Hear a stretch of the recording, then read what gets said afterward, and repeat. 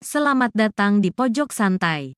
Sebelum Anda mendengarkan audiobook ini, kami menginformasikan bahwa channel ini adalah review audio dari buku yang ada di Indonesia. Untuk membaca keseluruhan buku ini, kami menyarankan membeli buku aslinya di toko buku kesayangan Anda, baik offline maupun online. Keberadaan channel ini dimaksudkan untuk membantu Anda mendapatkan pengetahuan dari buku-buku kesayangan Anda. Jangan lupa untuk subscribe, like, dan komen. Selamat datang di Pojok Santai, channel khusus yang membahas komik dan novel dengan cara asik. Dalam perjalanan Suto Sinting alias pendekar mabuk dan Dewa Racun ke kediaman Pramal Pikun, tiba-tiba saja mereka menemukan sosok yang sudah tidak bernyawa. Siapakah sosok itu? Yuk langsung saja disimak video berikut ini.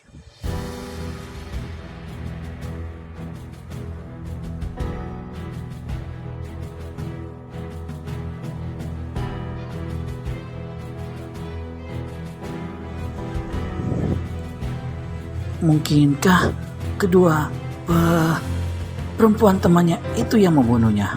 Tanya Dewa Racun. Maksudmu Sendang Kubu dan Peri Malam? Tidak kayaknya. Menurutku bukan mereka. Sebab aku bisa mengukur ilmu mereka berdua. Bandingkan ilmunya perawan sesat, masih belum seberapa. Masih tinggi ilmunya perawan sesat.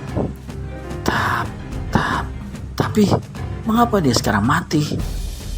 Pasti lawannya lebih sakti lagi. Jangan ikut-ikutan bicara gagap lah. Iya, maaf, aku jadi sedikit lata nih, kata Suto tanpa ada kesan bercanda. Berarti dia tadi memang benar-benar lata sebentar karena terbawa gaya bicara Dewa Racun. Dia terkena pukulan beracun. Racun itu sangat ganas. Sambil Dewa Racun mengamat-amati mayat itu. Apakah bukan karena pukulan tenaga dalam yang amat tinggi? Ya, memang. Tapi ada campuran racunnya. Lihat bagian bibirnya tampak biru. Itu karena dia mati. Semua mayat bibirnya tampak biru lah. Tidak semua. Kulit di sekitar bibirnya ini kelihatan biru.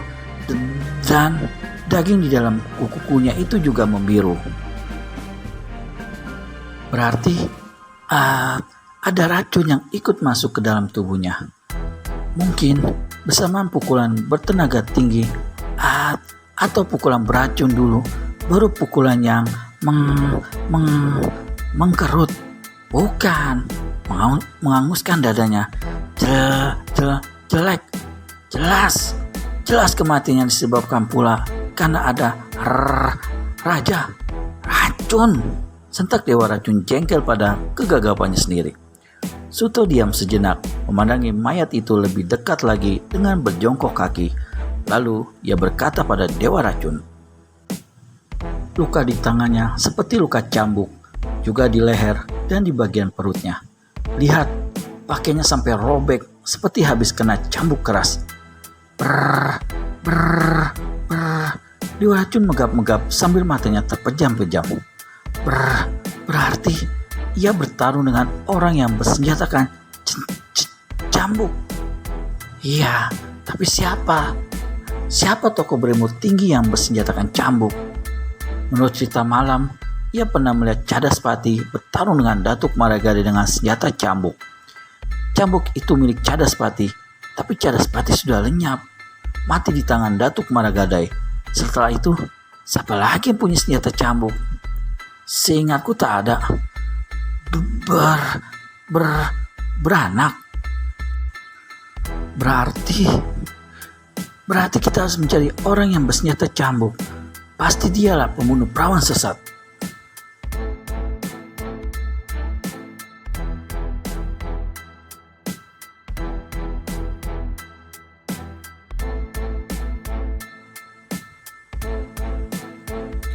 Kenapa harus mencari orang itu?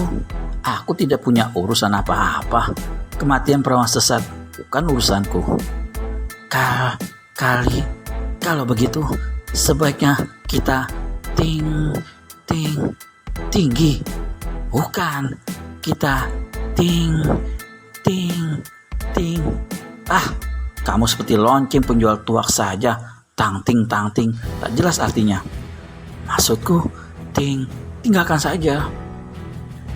Ya, tinggalkan saja mayat ini kalau memang tak ada urusannya dengan dirimu.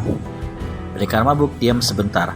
Ada sesuatu yang dipikirkan seperti mengganjal di hatinya.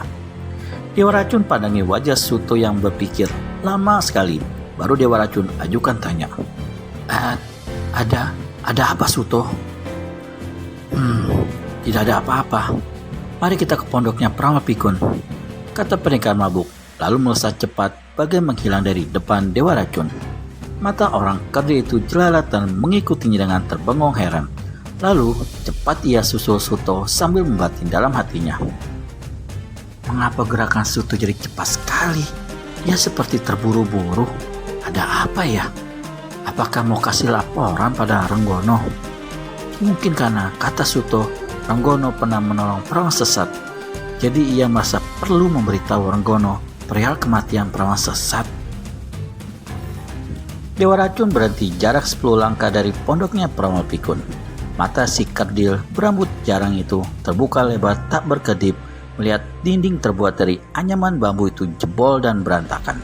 Pondok itu juga jebol bagian atapnya, seperti habis dipakai keluar makhluk yang bisa terbang atau seperti habis kejatuhan seekor garuda raksasa. Dewa Racun segera sentakkan kaki dan melesat pergi dari tempatnya menuju pondok itu. Wajah tegangnya memperhatikan Suto yang mencoba masuk ke dalam pondok dengan susah karena terhalang reruntuhan sebagian atap. Pikun, desis Suto dengan mata tak berkedip, jantungnya berdetak dengan kuat. Di belakangnya segera menyusul masuk Dewa Racun yang juga berdesis tegang. Renggono. Tubuh Renggono atau Peramal Pikun yang kurus kering itu terkapar di atas balai-balai bambu bertikar anyaman pandan. Tubuhnya dalam keadaan berdarah di bagian mulut dan telinga serta hidungnya. Melihat letak kaki sebelah masih terkulai di luar balai-balai, berarti Peramal Pikun baru saja berniat baringkan badan di situ dengan keadaan susah payah. Hal yang membuat mata Dewa Racun terkesiap adalah bintik-bintik merah yang memenuhi tubuh Peramal Pikun. Bintik-bintik itu seperti cacar berdarah, menggelembung kecil dan akhirnya pecah memercikan darah segar. Sedangkan wajah Peramal Pikun sudah seputih kapas, napasnya sangat tipis namun masih bisa membuka mata sedikit. Racun kobra, desis Dewa Racun setelah memandangi bintik-bintik merah di sekujur tubuh Peramal Pikun sampai pada bagian daun telinga juga. Pikun, apa yang telah terjadi? Tanya pendekar mabuk sambil menahan kegeraman di dalam hatinya melihat nasib Peramal Pikun yang mengenaskan itu. Baru saja dia pergi, ucap Peramal Pikun dengan lirih sekali dan susah payah melontarkannya. Siapa yang menyerangmu? Desak Suto. Dewa Racun menyahut.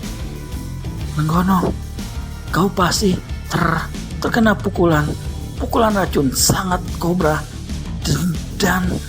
dan pemilik pukulan itu adalah siluman 7 nyawa. Peramal Pikun makin berat halakan napas. Ada sesuatu yang ingin dikatakannya tapi sulit sekali keluar. Napas dan suara bagai terdesak ingin lebih dulu keluar dari mulut. Melihat keadaan sudah separah itu, Suto cepat-cepat ambil bumbung tuak yang sejak tadi tersandar di punggung bagaikan pedang. Suto buka tutup bumbung dan ia tenggak tuak beberapa teguk. Sebagian dipakainya berkumur-kumur di mulut. Lalu, serta-merta tuak itu disemburkan di sekujur tubuh Peramal Pikun.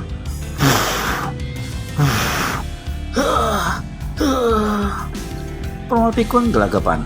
Suto tuang tuak ke dalam mulutnya lagi lalu semburkan kembali ke tubuh Peramal Pikun.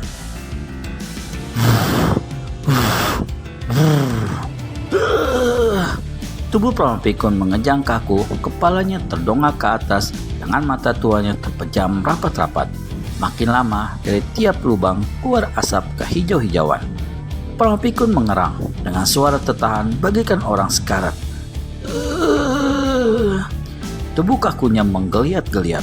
Asap semakin banyak keluar dari tiap lubang pori-pori tubuhnya. Asap kicauan itu mengabarkan bau aroma sangit seperti rambut terbakar. Melihat hal itu, Dewa Racun mundur 3 tindak. Tegang dan merasa aneh melihat apa yang dilakukan pendekar mabuk. Tetapi pendekar mabuk tetap tenang, memandang walau ia pun mundur 1 tindak. Setelah asap kehijauan membungkus tubuh Pramama Pikun, asap itu mulai mereda tipis dan makin lama makin habis.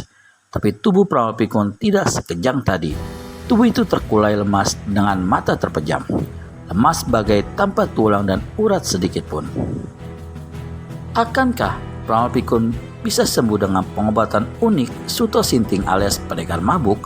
Temukan jawabannya video selanjutnya hanya di channel Pojok Santai. Segera subscribe dan tekan tombol lonceng untuk mendapat notifikasi video terbaru dari kami. Terima kasih dan sampai bertemu kembali.